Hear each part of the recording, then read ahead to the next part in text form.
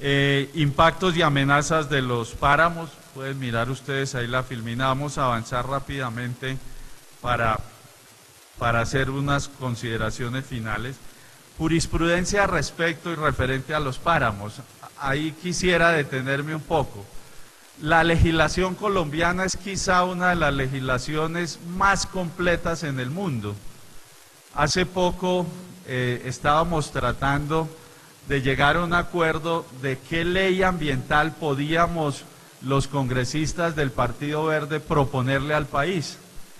Y con los expertos, con quienes conocen del tema, llegábamos a la conclusión de que son pocas las cosas que faltan por legislar. Lo último dijimos, bueno, vamos a legislar entonces sobre ríos y humedales. Pero esto lo que nos hace reflexionar en algo que planteaba el profesor Antanas, y es de la importancia de la ley. Pero de la ley entendida no como una expresión gramatical, literal y exegética, sino la ley dentro de un contexto.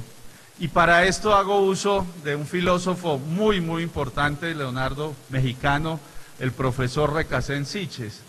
Él coloca un ejemplo y dice, si ustedes llegan a una estación del tren y encuentran un aviso que dice prohibido pasar con perros, pero llega un señor con un oso, ¿ustedes lo dejan pasar?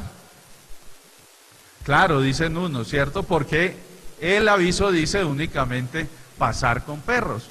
Y esa es la idea que sobre todo en Latinoamérica y en quienes somos herederos del mundo jurídico romano-germánico tenemos, la exégesis de la ley.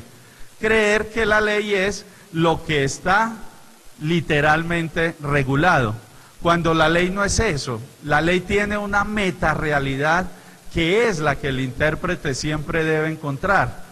Y entonces yo no lo dejaría seguir con un oso, porque lo que quiere el aviso es que no se siga con unos animales peligrosos al tren. Eso quiere decir que esa metarealidad implica que ningún animal peligroso, por grande o pequeño que sea, puede entrar al tren. Ese es el concepto de ley que respecto a todo este tema ambiental nosotros debemos empezar a entronizar, pero sobre todo a defender. Javier, pasamos la de jurisprudencia. ¿Cómo podemos preservar los páramos en Colombia? Pues hay unas propuestas puntuales. ¿Y por qué Colombia es una potencia hídrica en el mundo? Y entonces podríamos decir que hay suficientes razones para que nosotros tengamos esa bendición de la naturaleza, y es en ser una de las potencias hídricas, porque contamos con el lugar más lluvioso sobre la tierra, que es el Chocó, porque nuestras costas albergan ensenadas, bahías y golfos, porque su régimen de precipitación tan variado por corrientes húmedas provenientes de la cuenca del Amazonas, del Océano del Pacífico y del Mar Caribe, por su configuración orográfica, obviamente, por su gran cantidad de reserva de aguas subterráneas, porque el deshielo de los nevados alimentan las corrientes en periodos de verano. Es indudable entonces que nosotros somos unos hacedores y tenemos la obligación de ser mejor unos cuidadores, si se me permite la expresión, de este recurso. ¿Cómo interactuamos? La siguiente, impactos y amenazas sobre el agua en Colombia. Podríamos decir que una de las amenazas vigentes es la deforestación de las cuencas. Insistimos, el desarrollo minero en los páramos es nefasto.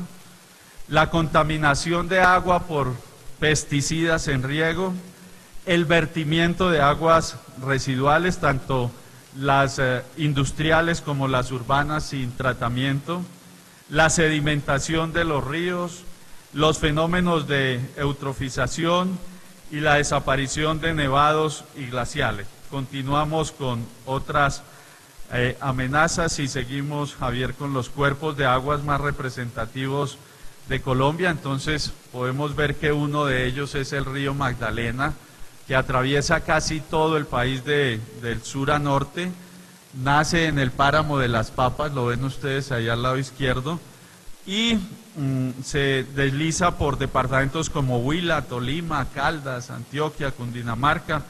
Tenemos el río Cauca, el río Chicamocha, el Caño Cristales. Este es el río más hermoso del mundo, indudablemente, por sus colores y pues el paisaje que lo rodea. Se encuentra ubicado en la Sierra de la Macarena, al sur del país. De verdad que esto sí es algo que merita y que es necesario conocer. No puede haber un ambientalista que no conozca Caño Cristales. Hay unos cuerpos de agua bastante representativos. Bahía Málaga, queda en el Pacífico colombiano nuestro, en donde hacen su aparición en determinadas épocas del año las ballenas yuartas. La Bahía Santa Marta, el embalse de Guatapé, queda en Antioquia, fue un embalse que se construyó en principio para el turismo, pero que también alberga allí una hidroeléctrica y que sirve para el abastecimiento. Y un lago que es impresionantemente hermoso, que queda en el departamento de Boyacá, el lago de Tota. Es el lago de agua dulce más grande del país y se encuentra a una altura de aproximadamente casi 3.000 metros de altura. Es un lago de verdad bien importante. Tendríamos la ciénaga de Ayapel, etcétera, etcétera, etcétera.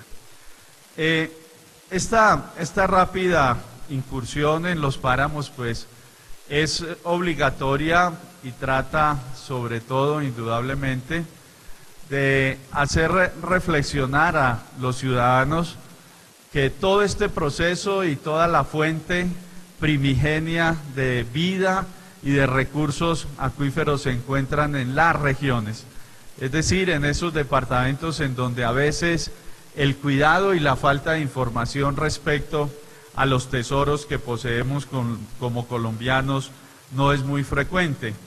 De ahí que la cultura ciudadana con la cual nos ha enriquecido tanto el profesor Antanas es vital en todos estos procesos de preservación y de discusión ambiental. Como congresistas, y con esto terminamos siempre, en lo que a mí respecta, me he hecho una pregunta. Y la primera pregunta es, ¿a qué vine al Congreso? Y uno lo primero que se responde es a hacer leyes. Pero cuando tiene que empezar a estudiar un sinnúmero de articulados que a la larga no tienen un efecto efectivo, discúlpenme si soy redundante, pues uno se da cuenta que el problema de la organización social y democrática no es jurídico, no es de leyes.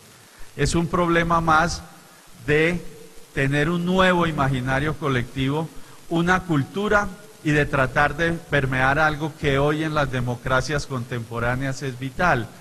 Y es entender que más allá de los derechos que seguramente nos da una constitución, unas leyes, unos tratados internacionales, un bloque de constitucionalidad, más allá de ello, lo importante es el deber que nosotros como ciudadanos tenemos que entronizar.